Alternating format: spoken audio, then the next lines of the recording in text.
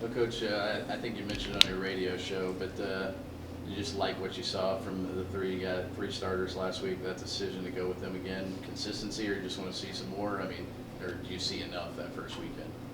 Oh, I think more than anything, it's an opportunity for them to go find some, rhythm and timing in week 2, and a chance to extend the pitch count a little bit further out. And we'll have an opportunity, I'm sure, to throw a bunch of guys, and but really to give those guys a second week's the right thing to do. Do you like the amount of pitches that Beater went? I mean, considering you guys worked him back slowly last year, 68 in that first game? Yeah, I thought it was a good spot for him. He was really in a position to probably throw 75, and so this week it'll be more of the same. So when Micah is ready to be extended, what do you think? What do you picture your starting rotation being? Yeah, I mean, right now, let's let him get there, and then let's answer that question. Because right now, his pitch count's going to be probably at 50 to 60 max, and so when he gets there, we'll have an answer. What do you like about these tournament setups? I mean, you kind of do these every single year, but I mean, is it just a nice way to get in a couple of really good teams? Well, I think there's a lot of value that that you get to play different teams each day. A lot of value in the competition. It's a little bit like a tournament format. Obviously, it is a tournament format. I think it definitely puts a premium on on playing good baseball that day. How much more of a challenge will your hitters have this weekend? Pretty good challenge. I mean, it'll definitely. I don't know that you're going to see better than the guy we saw last Friday. I thought he was really good. I thought both those teams we played last weekend had some decent bullpen arms. The last couple of guys that Northern Colorado threw in the conditions were tough. At the same time, we like to look at it from a positive standpoint. I mean, it's really hard to go hit without a guy standing on the mound, so we're hoping they run somebody out there.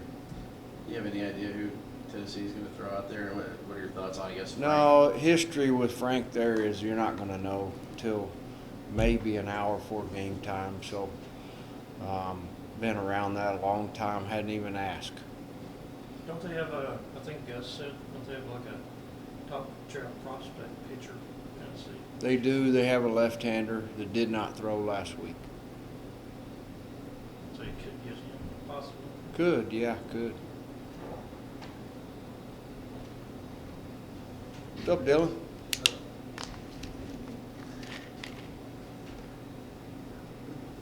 Your thoughts? I guess just your thoughts on Stanford. I know you're worried about Tennessee first, but Stanford and Houston. Yeah, I think Coach Esker and his staff do a really good job, as does Todd and his staff at Houston, and both those teams will be. It'll be really good for us to go compete against them. They both got good arms, both have good players. All their players have played a lot of baseball, just like ours have, and so. I think everybody's in a different spot right now going into week 2, and a lot of times, I think both those teams probably didn't play at the level they're capable of opening weekend, they would probably tell you, and I'm sure they've had a good week of practice and are looking forward to the opportunity to play this weekend. Coach, what are you looking forward to just to kind of see from your team going on the road now after kind of being at home and obviously being in a routine, so to speak? Yeah, really what you're talking about is the ability to prepare in an environment that's a little bit different,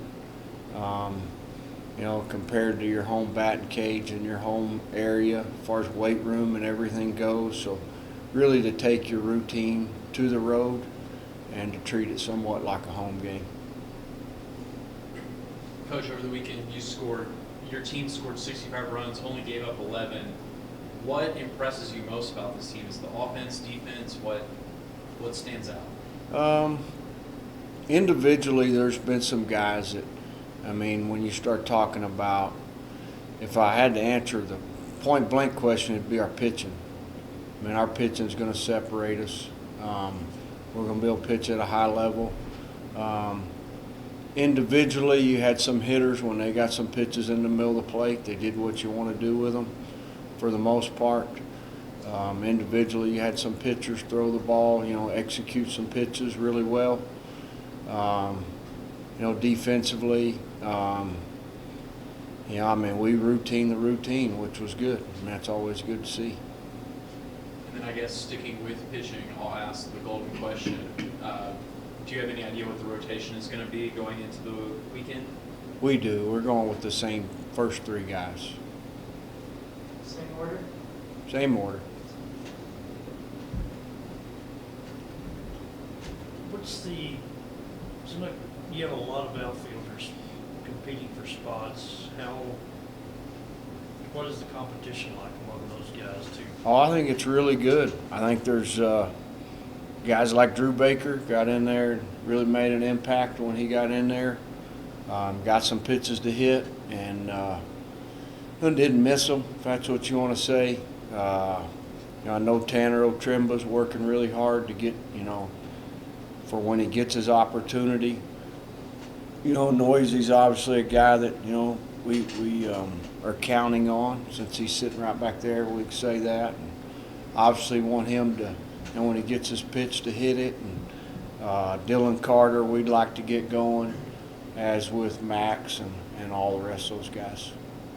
Who did I leave out there? Cody Masters. Yeah, and then Masters also. How's Max running the last couple of days? He's at least running, but he's not. He was 3.75 down the line, which is faster than most on the bunt opening day, and he's usually in the low threes. So that kind of tells you. He said he felt like he was 5 flat. I think he actually said 4.8. Said he didn't feel like he was running that good. You mentioned the other day when I asked you to compare Josh Young and Jace. You talked about how defense separates Josh, but Jace made a couple of defensive plays over the last weekend. He did. I think the difference there though is a little bit of. Are you asking me to compare them again? Well, not exactly. You're asking me to say but Jace made some good plays. Well, I remember specifically, I think this Sunday you made that play charging and Yeah. it's pretty impressive. To me, it's a routine play. If you're going to play third base, it's a routine play. Josh had an opportunity. Josh made more than a routine play, I guess you could say. And usually when it was hit to him, you're like, yeah, you're out. That makes sense.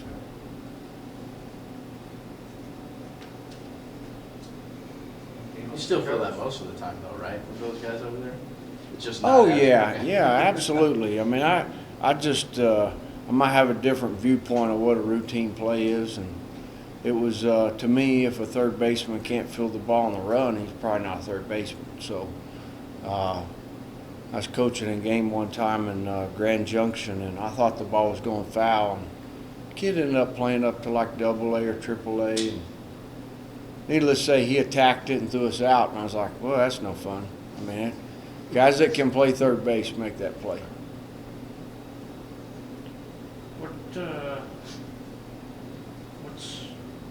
What's your expectation for who will wind up hitting leadoff for this team? Yeah, well, if you'd asked me that last Thursday, I would have said Max, without a doubt. He was that good in the preseason. He was seeing the ball really well. And obviously his speed can definitely, put a lot of pressure on people. His bat pass swing, he obviously probably compensated that a little bit with the hamstring. And I would say right now you got some options in Drew Baker, Dylan Carter, Noisy. All those guys could hit there if you needed them to. Max is a guy that, though, when he hits it on the ground, everybody's going, "Oh, better get rid of it." It'd be nice to get him going there. What have you liked from Cal at shortstop? I know, last season, I kind of rotated some guys there. What have you seen from him? Cal's been solid. He's a solid infielder. he's been doing a good job. Last weekend he did a good job. I think I went inside to get something, and somebody said, it was Dr. Fye, I think, said, well, he got a ball hit to him. Like, I want to say Saturday there wasn't a lot of balls. And Sunday, Mason let him play a little bit, and excited about the opportunity for him to, be able to go show everybody how he can play. And then what did you like about Nate from behind the plate defensively? I know he had a pretty good game offensively, but what did you like from him? Nate does a really good job receiving. He had a couple hiccups, but it's going to happen, and does a really good job presenting pitches. So we asked you about your pitching rotation. Is your catching rotation kind of the same this week, Tim? We'll go into Friday, and Braxton will catch, and we'll go from there. We're not going to take Nate out of the lineup right now. That's for sure. Not that crazy.